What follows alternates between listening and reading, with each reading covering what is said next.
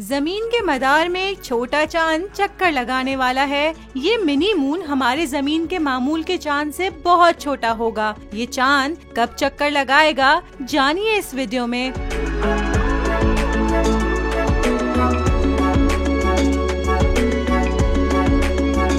माहिरीन का कहना है कि ये सैयारचा 29 सितंबर को जमीन का मिनी मून बन जाएगा, जो 57 दिन तक जमीन के मदार में चक्कर लगाएगा और उसके बाद 25 नवंबर को सूरज के गिर्द मदार की तरफ वापस चला जाएगा। माहिरीन के मुताबिक जमीन का अपना चांद तो 4 अरब साल से इसके साथ मौजूद है, लेकिन ये मिनी मून सिर्फ 2 महीने तक ही जमीन के मदार में चक्कर लगाएगा। इससे कबल सैयारचा NX-1 1981 और फिर 2022 में मुख्तसर अरसे के लिए मिनी मून बनी थी।